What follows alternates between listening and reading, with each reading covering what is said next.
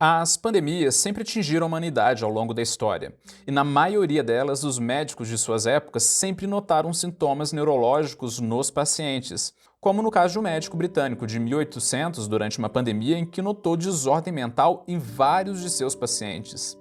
Hoje, com os achados históricos, sabemos que realmente naquela pandemia alguns pacientes sofreram com problemas de desordem mental, como psicose, paranoias e até mesmo lesões no cérebro. O mesmo também foi na gripe espanhola, que varreu o mundo em 1919, em que vários médicos da época notaram uma relação entre a gripe espanhola e o mal de Parkinson, junto de vários outros distúrbios psiquiátricos, mesmo anos após o fim da pandemia, e mesmo após a cura dos pacientes. No surto de SARS em 2003 e MERS em 2012, também originados por coronavírus, também foram associados a doenças neurológicas, incluindo até inflamação no cérebro. E em todos esses surtos, após superados, em todos eles ainda houveram pessoas com sequelas mentais e lesões neurológicas que duraram por muito tempo. Mas e no caso da Covid-19 e suas variantes? O que sabemos até agora sobre o impacto na saúde mental das pessoas que são infectadas? E após a infecção, o que sabemos? Quais os números? É o que vamos tentar ver nesse vídeo.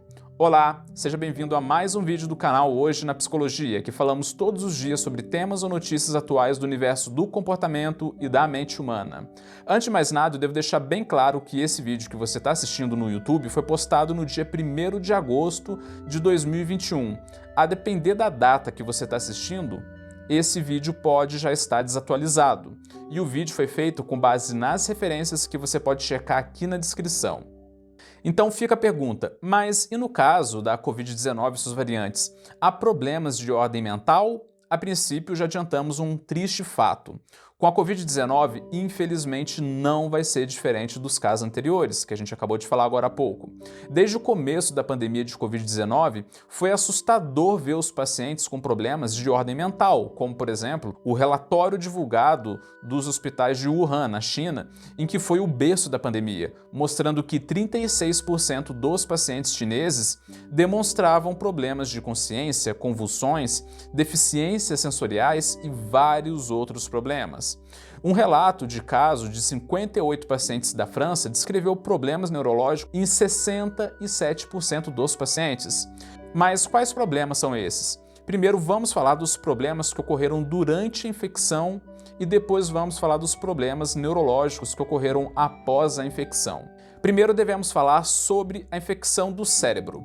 A infecção direta do cérebro por Covid-19 ainda tem sido muito debatida pelos cientistas. Alguns acreditam que o vírus pode chegar diretamente no cérebro, como relatam alguns estudos, mas ainda é algo incerto de poder afirmar. Alguns acreditam ser rara tal infecção direta, mas ainda é cedo para poder ter certeza.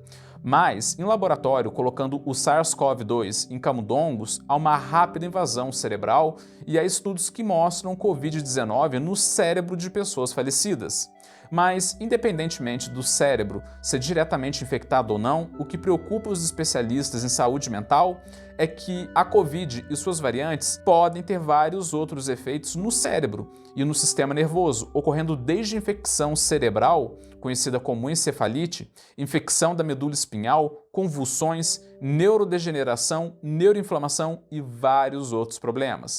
Mas, durante a infecção de Covid, a primeira coisa que chama muita atenção é a altíssima taxa de delírio nos pacientes, em que, em muitos casos, no estágio grave da doença, tem acontecido até uma condição temporária de delírio em pessoas hospitalizadas, representando assim um grande risco em que tais pessoas têm uma flutuação na atenção, ficando desorientadas, ocorrendo extremos emocionais e até mesmo alucinações e paranoias, acontecendo de em um hospital ter pacientes com atenção plena durante o dia e de repente, por exemplo, de noite, confuso e alucinado ao longo do tempo, Como narrado, segundo a reportagem do portal americano de psicologia Psychology Today, em que normalmente o delírio afeta de 10 a 15% dos pacientes internados com Covid, mas na UTI salta para 50% e 70%.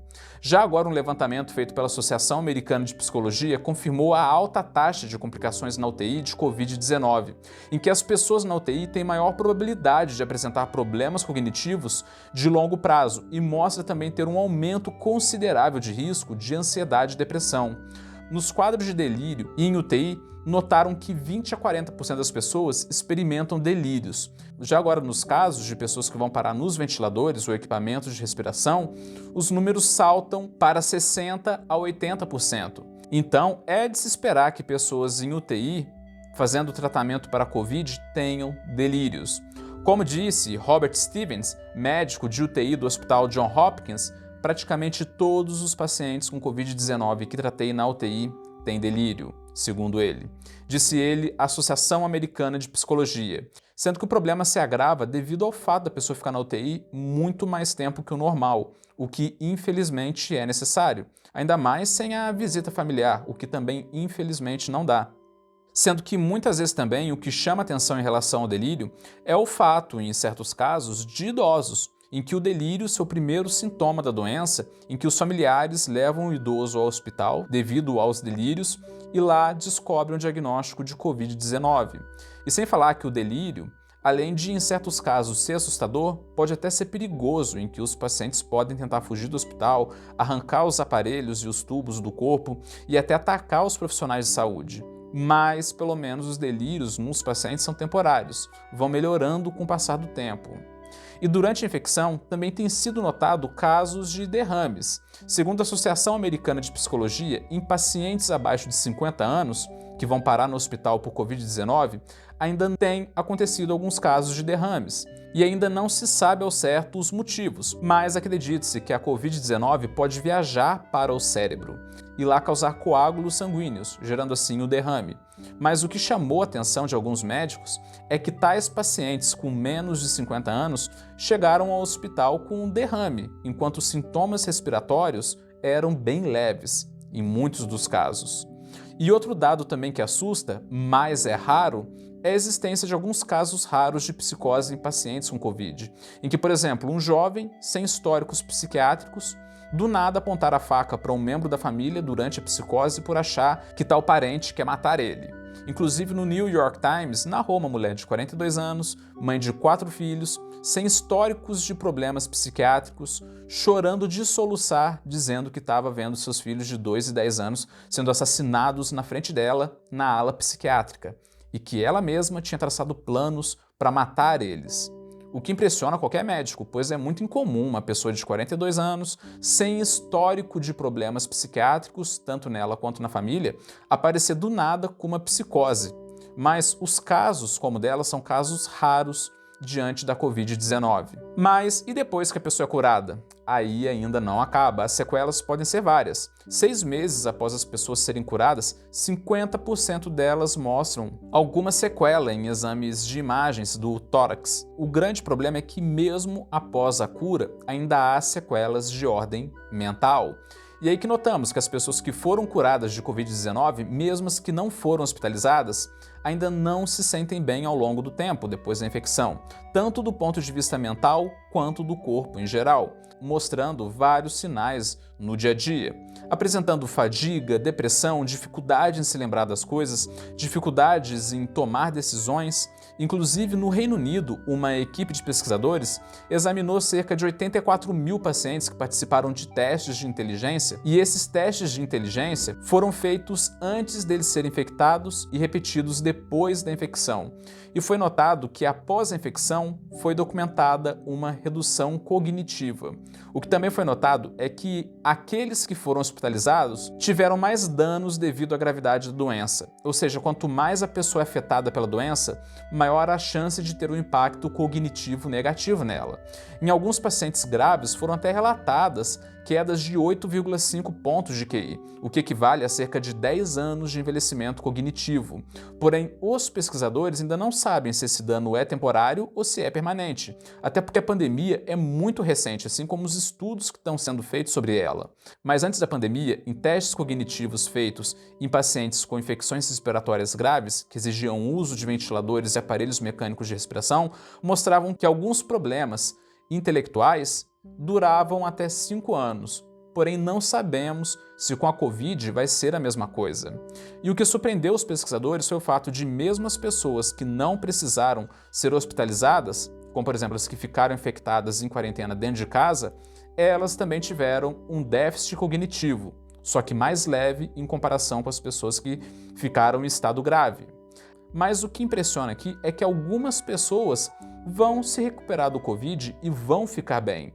Mas o problema é o número de pessoas que podem lutar contra os sintomas das sequelas por muitos anos, tendo desde fadiga até outros problemas e também déficit cognitivo. Mas apesar dos estudos ainda estarem sendo feitos, o melhor a ser feito no momento é mesmo a prevenção, o uso adequado de máscaras, distanciamento social e, claro, a vacinação.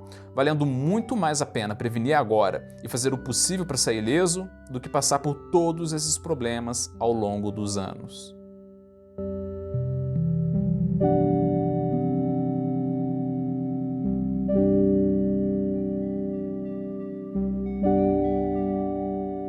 Quer mais vídeos diários como esse?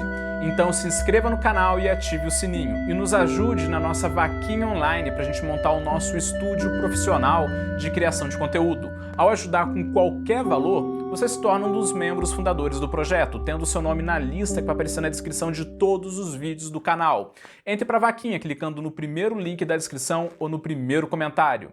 Até mais, te espero no próximo vídeo.